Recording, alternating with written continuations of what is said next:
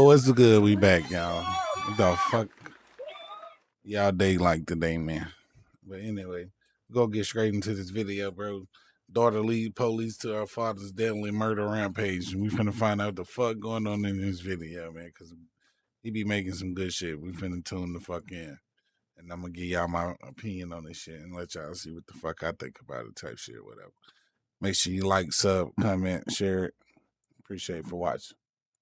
Approximately 6 p.m. on a Saturday evening in an upper-class lakefront neighborhood in St. Cloud, Florida. Inside one of the homes, a heated argument erupts between 48-year-old Jose and his wife Lizvette, one that's about to completely spiral out of control.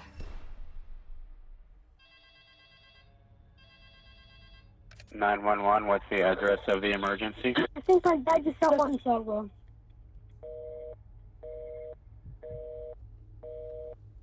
My dad is upstairs with the gun. I don't know. He went back to the room. What is your mom? He just shot her. No, he shot her. He just shot her in my bathroom. How many shots were fired? Yeah, that's crazy. After the call disconnects, the St. Cloud Police Department rushes to respond, immediately dispatching 20 patrol cars to the scene. From what officers can gather, two siblings just watched their father shoot their mother, and they could be his next victims. The first to arrive is Rookie Officer Garnesh, with only 6 months of experience. And as he steps out of his car, he's walking straight into the line of fire. Go inside. Get inside your house. Out of the way. Yeah. Ganesh, hold there.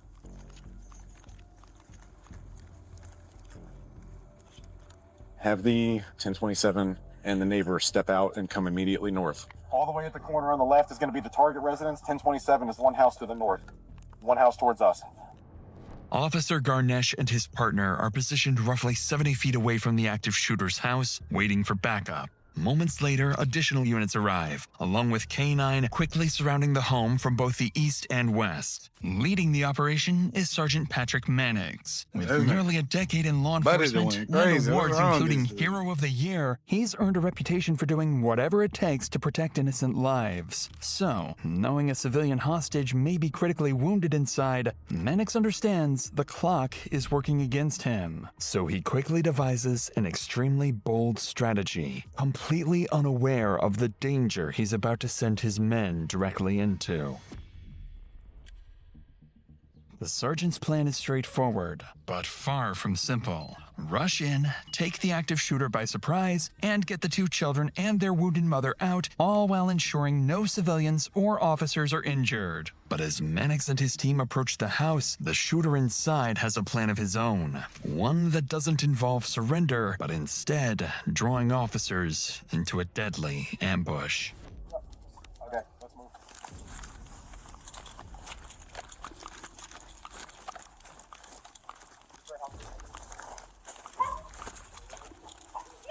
This house should be the 1027. It look like an episode of Call of Duty right now. I said an episode. Like a mission on Call of Duty right now.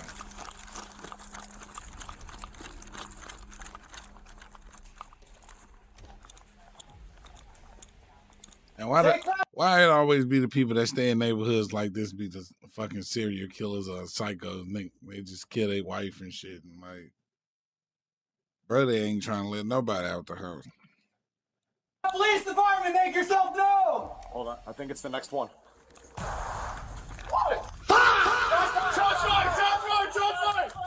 Fall back!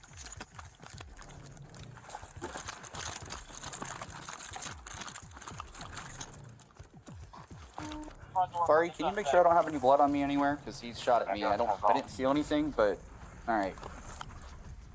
The shooter fires, but the round strikes the door instead, miraculously missing Sergeant Mannix by less than an inch. But as Mannix and his men retreat to cover, a critical problem remains. Officers have yet to secure the south side of the property, which leads directly into a nearby park.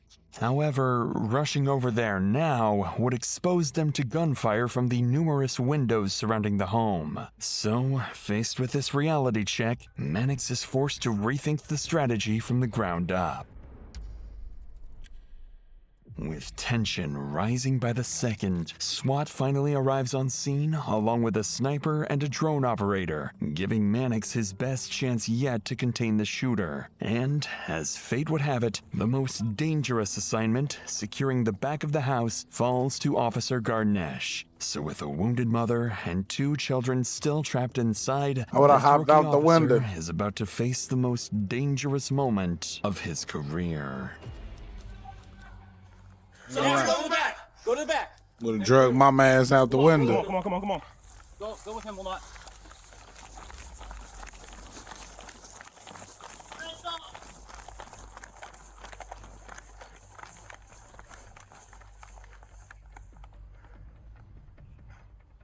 Backyard's fenced off. There's a fence back here. Just make sure they got him up there. It's fenced off back here. Who's gonna do 6 seconds? Is that you? That's me. 51.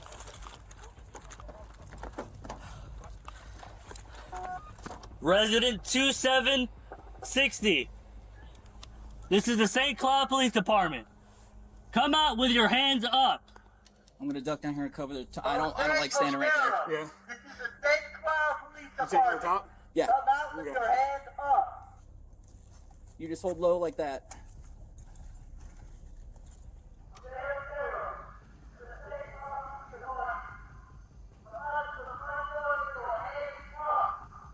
As Officer Garnesh continues issuing commands, SWAT has now surrounded the house from all directions, while a sniper maintains visual on the front entrance. And for the first time since the standoff began, police finally have gained the upper hand.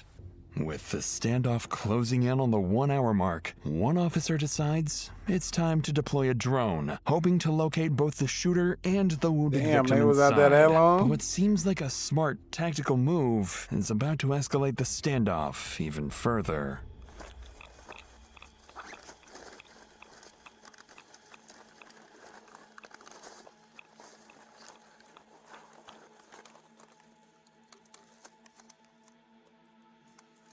Oh yeah, Get this ready to shit put the drone definitely out. look like Call of Duty right now. Come on.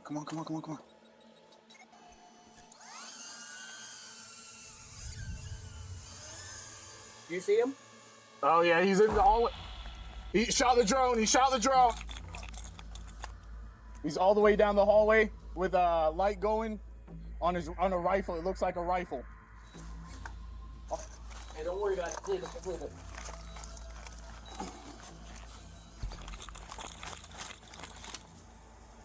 But you can see through the front door. You Yeah. can see him. Yeah.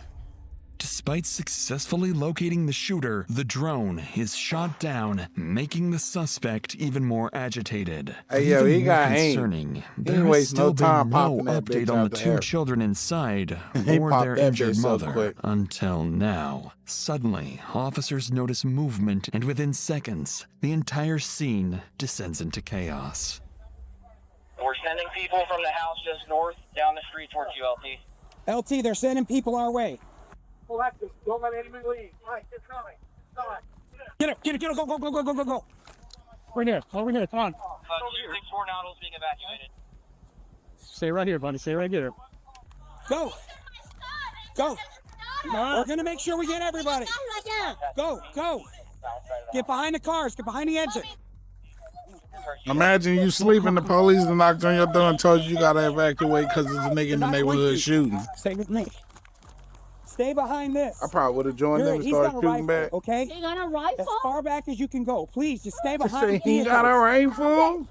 Amid the chaos, got a rifle? officers successfully Yes, evacuate the dumbass. captive children and nearby families, rushing them behind cover just your several ass down the houses street. away. A 10-year-old boy and his 24-year-old sister tell officers that the shooter inside is their father, Jose Fontanez, and the woman who was shot is their mother, Lizvette Figueroa. And despite being terrified and shaken, both children are still willing to help, unaware they're about to become the key to the entire operation.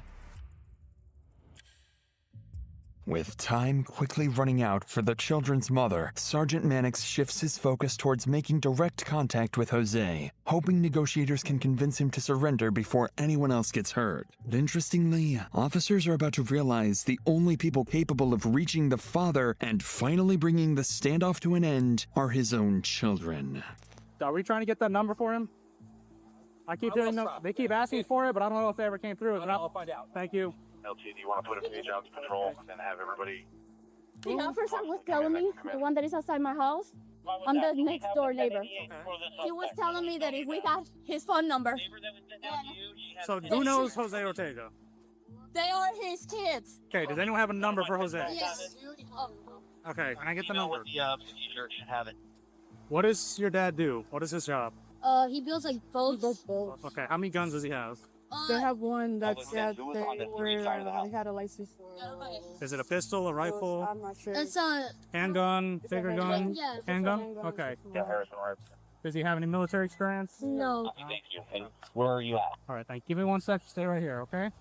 Dad's in construction. He has one single handgun.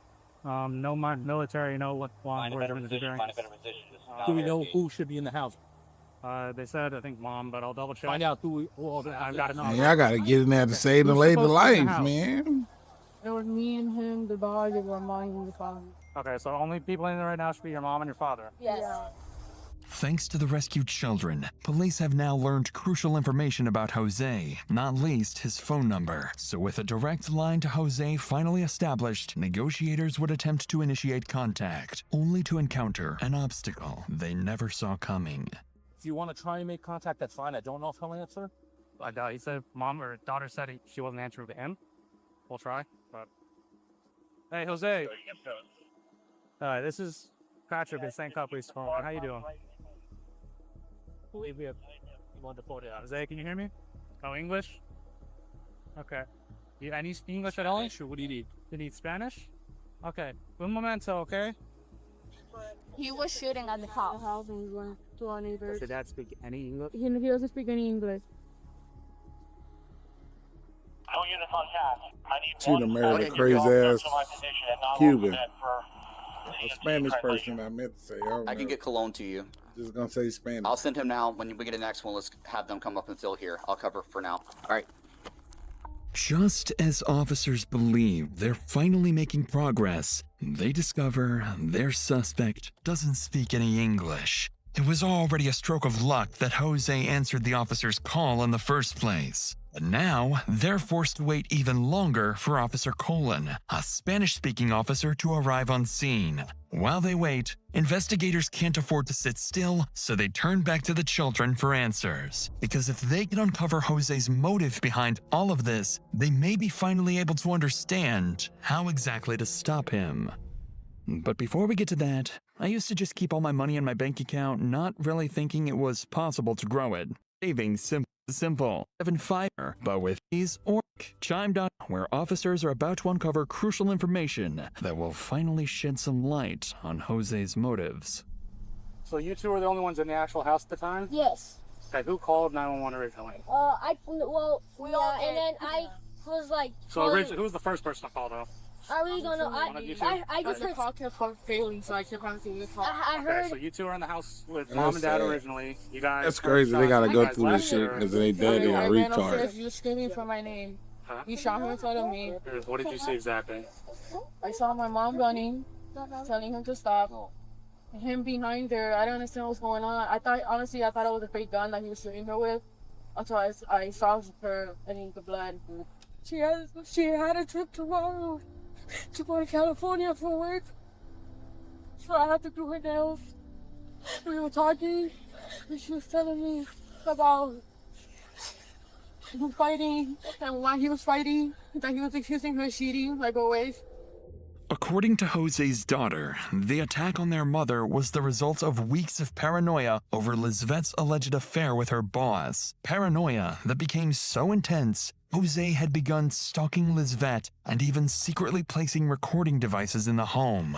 And with that, detectives realized that If Jose is capable of snapping and shooting someone over unconfirmed accusations of cheating, reasoning with him will be incredibly difficult, even with a Spanish translator present. Nevertheless, they have to try. Damn, that's crazy. That's fucked up for them kids. They gotta go through that shit. Approximately 1 hour and 15 minutes into the standoff, Officer Colin finally arrives on scene. Probably But as he traumatized the prepares shit out to of make them. contact with Jose, he has no idea the shooter is about to make officers question everything they think they know about the situation.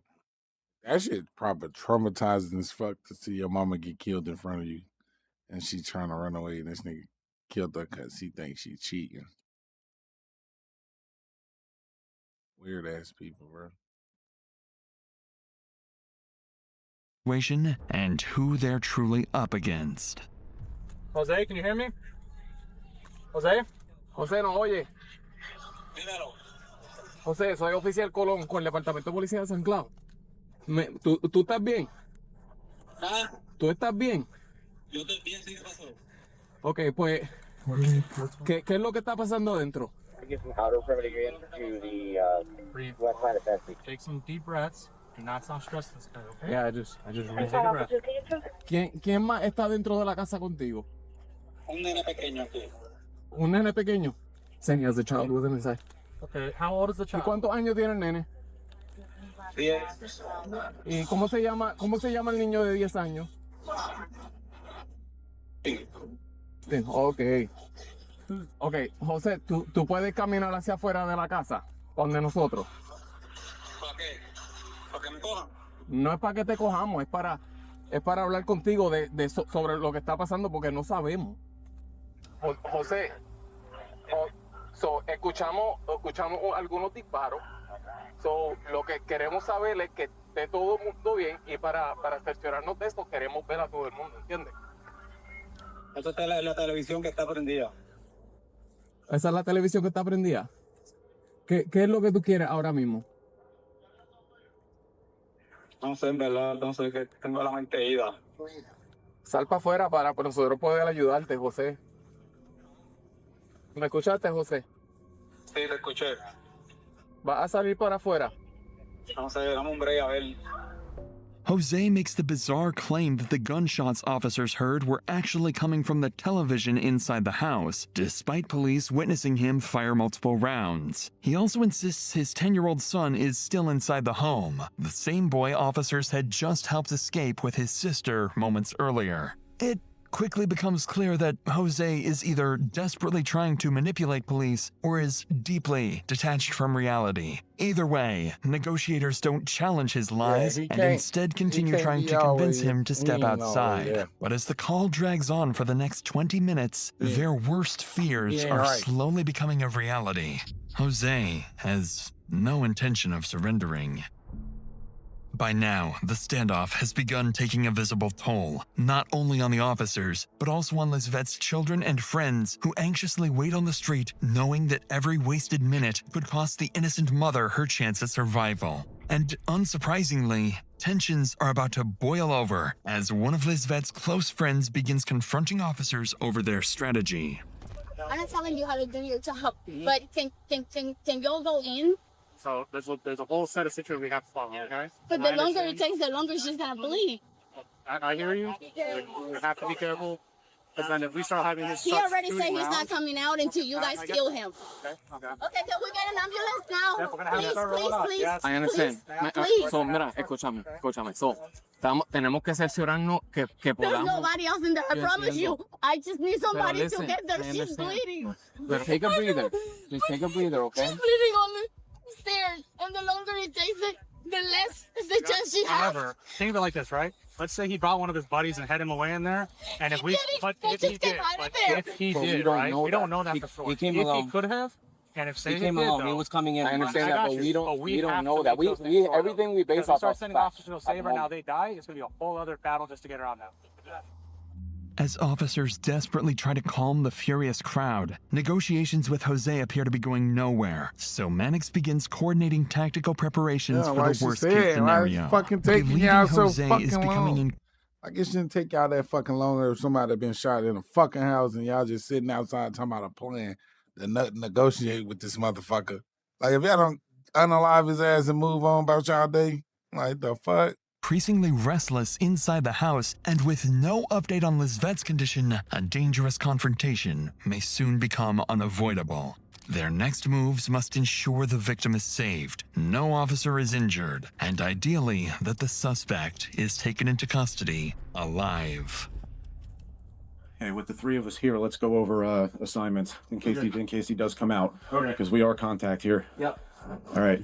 I need one. Go hands. I need one lethal. I need one hands and one verbal. I'll do verbal. Waiter's got verbals. I'll take. Got lethal. I'll hold go lethal. hands. So here's how this is going to work. If he does come out and he does start walking this way, Porterfield, you're going to stay deadly. Cologne, you're going to switch to less lethal. Jess, you're going to go hands with him. Got it? Yes. And you're going to go voice. Jose Fontanez. This is the St. Cloud Police Department. Come out through the front door with your hands up. You know what kind of rifle is it? A loud one. All right, so whatever we He do, said we're a not loud leaving one. this position. Got it? Yeah, Even I if he ain't trying to comes out, find runs out back how in, it we're feel. not leaving. What was that, Waiter? I said if he starts fighting with him on the ground and we see there's nothing visible in his hands, I'm going to sling this taser. With Sergeant Mannix's plan now set in motion, officers hold their positions, waiting for the green light on whether Jose will surrender or whether they'll be forced to escalate the situation and make entry. But unbeknownst to Sergeant Mannix, he's no longer at the center of what happens next, as the final phase of the standoff is about to be initiated not by him, but by Jose's own son. At this point, with Jose continuing to resist police commands, his daughter attempts to call him herself, desperately trying to convince him to surrender, but the call goes unanswered.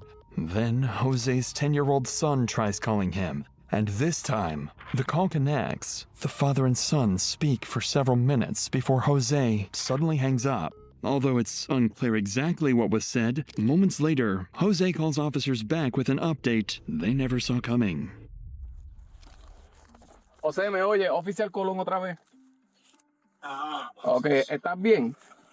Sí. Porque ¿por qué tú...? Yo me voy a entregar. ¿Te vas a entregar? Sí, voy a salir, me voy a entregar. Ok,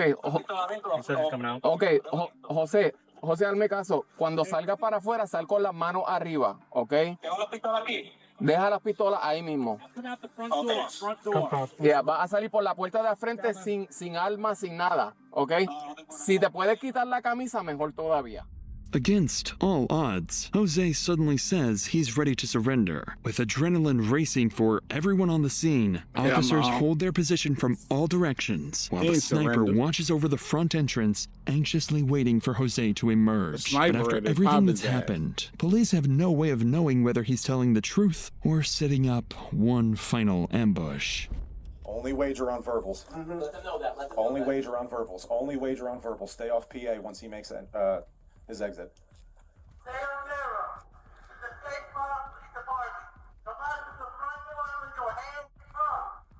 Face away from me! Stop!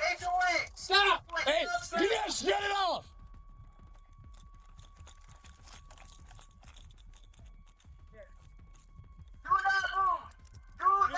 Put your hands out! Put your hands out! Don't move!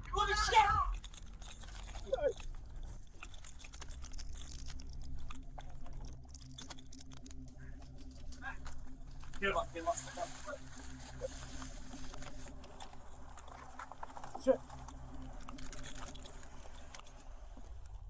After nearly 2 hours Yeah, of the police be gunfire, roughing failed your ass up. negotiations, and uncertainty, Jose finally surrenders and is placed in the back of Officer Garnesh's patrol car to be transported to the St. Cloud Police Department. But even with the shooter out of the picture, the scene is far from over. With the children's mother still somewhere inside the house, officers finally prepare to make entry, only to realize they're too late.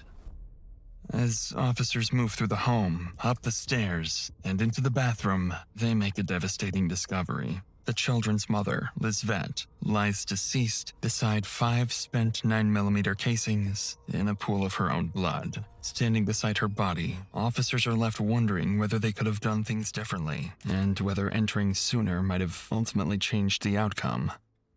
That's fucked As up. the scene is That's being fucked up for secured, them Jose kids, bro. They gotta go through that shit. Because he decided to trip out or whatever the fuck insecure ass dude. Now you done put your kids through some bullshit. You done killed their mama, like not in front of them, but in the house with them, though, bro. Like it's crazy. Has already arrived back at the station and is placed inside an interrogation room. Interestingly, as he waits for a Spanish translator to arrive, he lies across the table as though he is the victim, the one who has been wronged. When the translator finally arrives, Jose largely confirms the story detectives had already heard from his daughter. According to Jose, 2 weeks earlier, he placed a recording device after becoming convinced Lizvette was cheating with her boss. Jose claims he heard another man's voice on the recording, fueling his paranoia and rage up until the day of the shooting, the same day Lizvette was preparing to leave for a work trip. And though Jose admits to shooting his wife, perhaps most revealing of all, he tells detectives he never retrieved the weapon from the bathroom because he didn't want to look at her. Following this harrowing interrogation, Jose is charged with first-degree premeditated murder along with 2 counts of attempted first-degree murder of a law enforcement officer. As of June 2026, he remains in custody awaiting a trial date. And while this case left Florida shaken with how jealousy and insecurity transformed a father of 2 into a cold-blooded killer, our next case takes us to Maryland,